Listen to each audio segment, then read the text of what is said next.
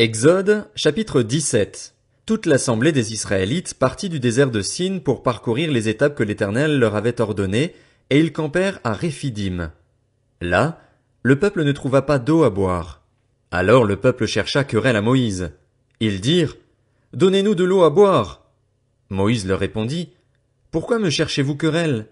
Pourquoi provoquez-vous l'Éternel? » Le peuple était là, pressé par la soif, et murmurait contre Moïse. Il disait, « Pourquoi nous as-tu fait quitter l'Égypte? Si c'est pour nous faire mourir de soif, moi, mes enfants et mes troupeaux? » Moïse cria à l'Éternel en disant, « Que puis-je faire pour ce peuple? Encore un peu, et ils vont me lancer des pierres. » L'Éternel dit à Moïse, « Passe devant le peuple et prends avec toi des anciens d'Israël. Prends aussi dans ta main ton bâton, celui avec lequel tu as frappé le fleuve, et marche. Je me tiendrai devant toi sur le rocher d'Horeb. Tu frapperas le rocher, il en sortira de l'eau et le peuple boira. » Moïse agit ainsi sous les yeux des anciens d'Israël. Il appela cet endroit Massa et Mériba, parce que les Israélites lui avaient cherché querelle et avaient provoqué l'Éternel en disant, « L'Éternel est-il au milieu de nous? Oui ou non? » Les Amalécites vinrent combattre Israël à Réphidim. Alors Moïse dit à Josué, « Choisis-nous des hommes, sors et combats les Amalécites. Demain je me tiendrai au sommet de la colline, le bâton de Dieu dans la main. » Josué se conforma à ce que lui avait dit Moïse pour combattre les Amalécites. Quant à Moïse, Aaron et Hur, ils montèrent au sommet de la colline. Lorsque Moïse levait la main, Israël était le plus fort, et lorsqu'il baissait la main, Amalek était le plus fort. Comme les mains de Moïse devenaient lourdes de fatigue, ils prirent une pierre qu'ils placèrent sous lui et il s'assit dessus. Aaron et Hur soutenaient ses mains, l'un d'un côté, l'autre de l'autre. Ainsi, elles restèrent fermes jusqu'au coucher du soleil, et Josué fut victorieux d'Amalek et de son peuple au tranchant de l'épée. L'Éternel dit à Moïse, « Écris cela dans le livre pour qu'on s'en souvienne, et déclare à Josué que j'effacerai le souvenir d'Amalek de dessous le ciel. » Moïse construisit un autel et l'appela « L'Éternel mon étendard ». Il dit, « Parce que les Amalécites se sont attaqués au trône de l'Éternel, il y aura guerre de l'Éternel contre eux de génération en génération. » Exode, chapitre 18.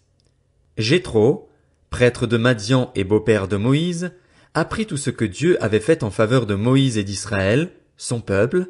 Il apprit que l'Éternel avait fait sortir Israël d'Égypte. Jéthro, beau-père de Moïse, prit Séphora, la femme de Moïse. C'était après son renvoi. Il prit aussi les deux fils de Séphora. L'un s'appelait Gershom, car Moïse avait dit, « Je suis en exil dans un pays étranger. » L'autre s'appelait Eliezer, car il avait dit, « Le Dieu de mon père m'a secouru et il m'a délivré de l'épée du Pharaon. » Jéthro, le beau-père de Moïse, vint avec les fils et la femme de Moïse au désert où il campait, à la montagne de Dieu. Il fit dire à Moïse, « Moi, ton beau-père Jéthro, je viens te trouver avec ta femme, et ses deux fils l'accompagnent. » Moïse sortit à la rencontre de son beau-père. Il se prosterna et l'embrassa. Ils s'informèrent réciproquement de leur santé, puis ils entrèrent dans la tente de Moïse. Moïse raconta à son beau-père tout ce que l'Éternel avait fait au Pharaon et à l'Égypte à cause d'Israël, toutes les difficultés qu'ils avaient rencontrées en chemin et la façon dont l'Éternel les avait délivrés. Jéthro se réjouit de tout le bien que l'Éternel avait fait à Israël en le délivrant de la main des Égyptiens. Il dit, « Béni soit l'Éternel qui vous a délivré de la main des Égyptiens et de celle du Pharaon, qui a délivré le peuple de la main des Égyptiens. Je reconnais maintenant que l'Éternel est plus grand que tous les dieux, puisque l'arrogance des Égyptiens est retombée sur eux. » Jéthro, le beau-père de Moïse, offrit à Dieu un holocauste et des sacrifices. Aaron et tous les anciens d'Israël vinrent participer à ce repas avec le beau-père de Moïse en présence de Dieu. Le lendemain, Moïse siégea pour juger le peuple, et le peuple se présenta devant lui depuis le matin jusqu'au soir. Le beau-père de Moïse vit tout ce qu'il faisait pour le peuple et dit, « Que fais-tu là pour ce peuple? Pourquoi sièges-tu tout seul et pourquoi tout le peuple se présente-t-il devant toi depuis le matin jusqu'au soir? » Moïse répondit à son beau-père, « C'est que le peuple vient vers moi pour consulter Dieu. Quand ils ont une affaire, ils viennent vers moi.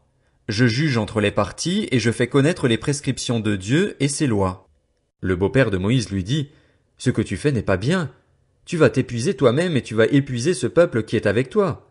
En effet, la tâche est trop lourde pour toi, tu ne pourras pas la mener à bien tout seul. Maintenant écoute-moi. je vais te donner un conseil et que Dieu soit avec toi. Sois le représentant du peuple auprès de Dieu et porte les affaires devant Dieu. Enseigne-leur les prescriptions et les lois, fais-leur connaître le chemin qu'ils doivent suivre et ce qu'ils doivent faire. Choisis parmi tout le peuple des hommes capables, qui craignent Dieu, des hommes intègres, ennemis du gain malhonnête. Établis-les sur eux comme chefs de milliers, de centaines, de cinquantaines et de dizaines. Ce sont eux qui jugeront le peuple de manière permanente. Ils porteront devant toi toutes les affaires importantes et jugeront eux-mêmes les petites causes. Allège ta charge et qu'ils la portent avec toi. Si tu fais cela et que Dieu te l'ordonne, tu pourras tenir bon et tout ce peuple parviendra en paix à sa destination. Moïse écouta son beau-père et fit tout ce qu'il avait dit. Moïse choisit parmi tout Israël des hommes capables et les établit chefs du peuple, chefs de milliers, de centaines, de cinquantaines et de dizaines. Ils jugeaient le peuple de manière permanente. Ils portaient devant Moïse les affaires difficiles et jugeaient eux-mêmes toutes les petites causes.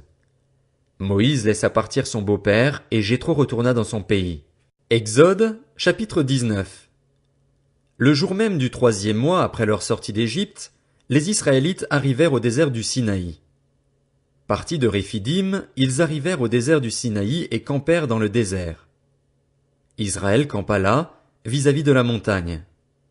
Moïse monta vers Dieu et l'Éternel l'appela du haut de la montagne en annonçant « Voici ce que tu diras à la famille de Jacob, ce que tu communiqueras aux Israélites.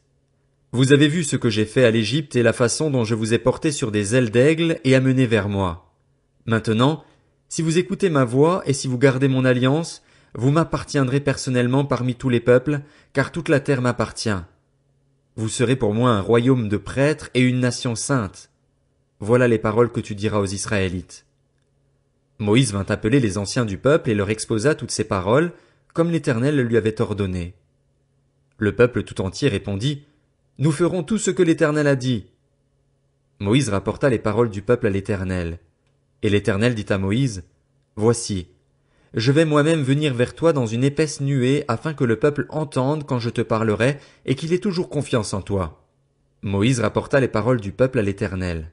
L'Éternel dit à Moïse « Va vers le peuple, consacre-les aujourd'hui et demain, et qu'ils lavent leurs vêtements. Qu'ils soient prêts pour le 3e jour, car le 3e jour, sous les yeux de tout le peuple, l'Éternel descendra sur le mont Sinaï. Tu fixeras au peuple des limites tout autour de la montagne et tu diras « Gardez-vous bien de monter sur la montagne ou d'en toucher le bord. Tout homme qui touchera la montagne sera puni de mort. On ne mettra pas la main sur lui, mais on le lapidera ou on le transpercera de flèches. Qu'il s'agisse d'un animal ou d'un homme, il ne vivra pas. Quand la trompette sonnera, ils s'avanceront vers la montagne. » Moïse descendit de la montagne vers le peuple, il consacra le peuple et ils lavèrent leurs vêtements. Et il dit au peuple, « Soyez prêts dans 3 jours, ne vous approchez d'aucune femme. » Le matin du 3e jour, il y eut des coups de tonnerre, des éclairs et une épaisse nuée sur la montagne. Le son de la trompette retentit fortement et tout le peuple qui était dans le camp fut épouvanté. Moïse fit sortir le peuple du camp pour aller à la rencontre de Dieu, et ils se placèrent au bas de la montagne. Le mont Sinaï était tout enfumé parce que l'Éternel y était descendu au milieu du feu. Cette fumée s'élevait comme la fumée d'une fournaise et toute la montagne tremblait avec violence. Le son de la trompette retentissait de plus en plus fortement. Moïse parlait, et Dieu lui répondait à haute voix. Ainsi l'Éternel descendit sur le mont Sinaï, au sommet de la montagne. L'Éternel appela Moïse à y venir, et Moïse monta. L'Éternel dit à Moïse, « Descends avertir le peuple de ne pas se précipiter vers l'Éternel pour regarder, car un grand nombre parmi eux mourrait. Que les prêtres qui s'approchent de l'Éternel se consacrent aussi, de peur que l'Éternel ne les frappe de mort. » Moïse dit à l'Éternel, « Le peuple ne pourra pas monter sur le mont Sinaï, puisque tu nous as toi-même donné cet avertissement. Fixe des limites autour de la montagne et déclare-la sacrée. » L'Éternel lui dit, « Vas-y, descends, tu monteras ensuite en compagnie d'Aaron. Quant aux prêtres et au peuple, qu'ils ne se précipitent pas pour monter vers l'Éternel, de peur qu'il ne les frappe de mort. » Moïse descendit vers le peuple et lui parla.